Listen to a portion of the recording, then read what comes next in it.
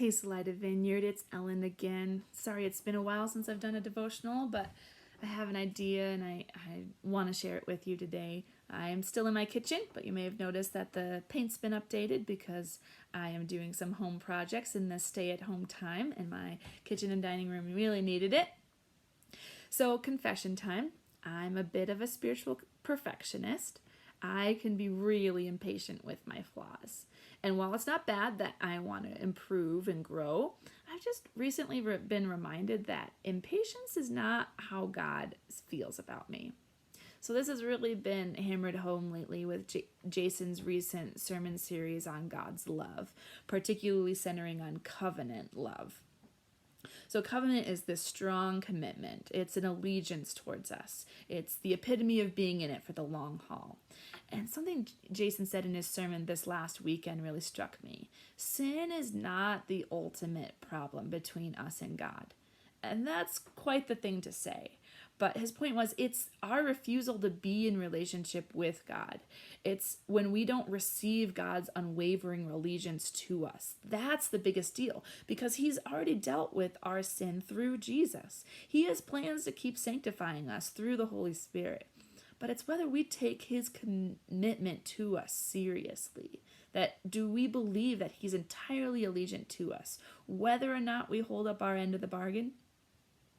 So maybe you've thought about this before, but it just has really struck home with me, and it's a really revolutionary idea.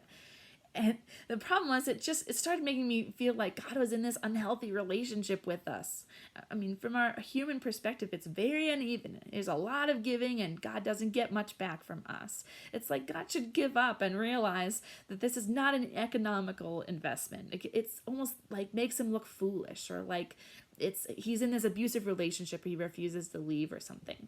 So I was talking about this with my husband, Ben, but he just gave me this great perspective and an analogy that just really touched me. So he said, do you know what a barn find is? So I'm not a car enthusiast, but Ben is, and so he had to explain it to me.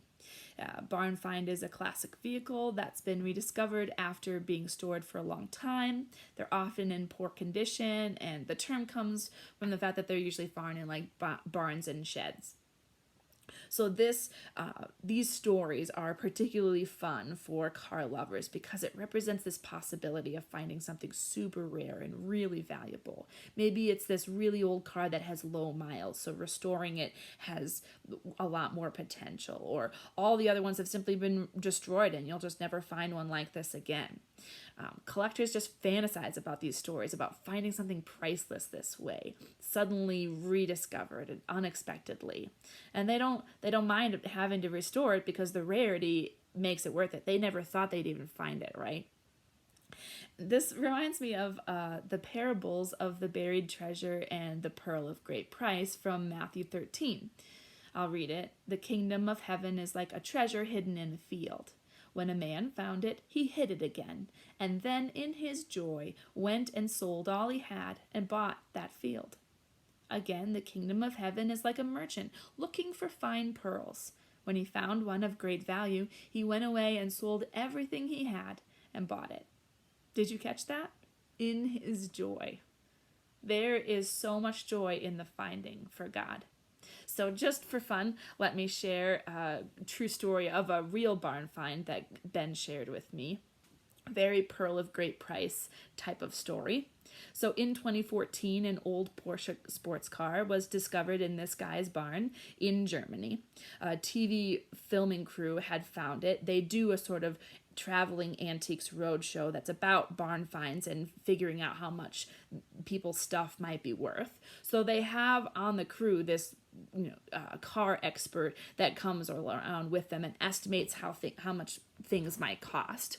So when they found this valuable old Porsche, they were like, I think this is probably worth about 10,000 euros or so. But let's call the manager of the Porsche collection museum and find out. When the manager heard about this, they were absolutely thrilled because upon inspection, this is not just an old valuable Porsche. This was an original 901 before it was renamed as the 911, which is one of the most iconic classic sports cars of all time. So the first production year was in 1964, and only about 235 of these cars were made. But because of a trademark dispute, they had to change the name from 901 to 911. So some people think that only about 82 cars were made under this original name of 901. This car that they found was one of those, 50 years later. So it's in rough condition, it was dirty, rusted, and the owner had started trying to restore it, so it was missing a door and stuff. Here, I'll show you a picture. So when I look at that, I go, okay, cool little car. Doesn't look like that much though, right?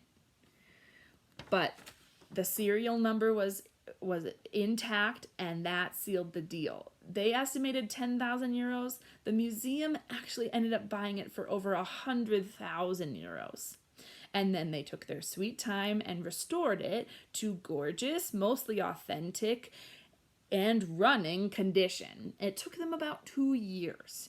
Some parts had to be rebuilt from scratch because the original manufacturing molds didn't exist. Some parts had to be updated because the original paint would have just rusted through again, so they used this better rust-preventing paint. But when I looked at the picture of the number 57, which is this specific car's nickname, it just didn't seem like that much to look at. I don't know that much about cars, so it doesn't really seem like that much worth the work. But that's the thing. This museum had been specifically looking for one of these 901 cars to add to their collection. They figured they would probably never find one. They figured that all of them are just so beyond repair, there's no way, so rusted out, you won't be able to reconstruct the car. Or they've already been updated and have other engines in them and stuff, and so you just won't be able to restore it to this semi-authentic original condition. Do they mind doing that painstaking work? No. And do they have all the time and resources in the world because it's Porsche's classic collection museum? Yes. So that was Ben's point. Like, isn't that how God sees us? He's this collector of unique people. He doesn't look at me and say, oh man, it's going to be a lot of work sanctifying Ellen. He is in the collection and restoration business. And we're just simply infinitely valuable to him, just for being us. Like, does someone mind cleaning off dust of the number 57? No. Are they annoyed? Do they think it's a money pit? Are we a chore? No. So my point is, our sin, just like the dirt and that rust, is not the biggest problem. Being found is the biggest part.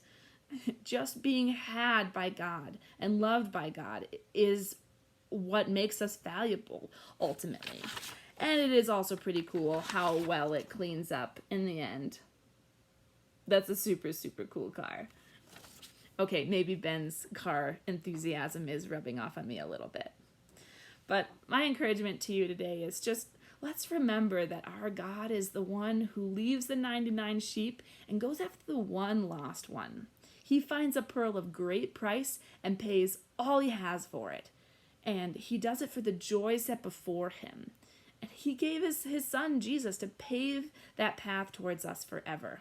And it just really spoke to me and blessed me when I heard that. Like, I'm God's barn find. And that's what he sees when he looks at me. He sees this when he looks at me. But he's not impatient when we start out like this. He knows what it is. But I just am blown away by God's just covenant love and his incredible allegiance to us. He's got the only me in the world, and that for him is by far enough.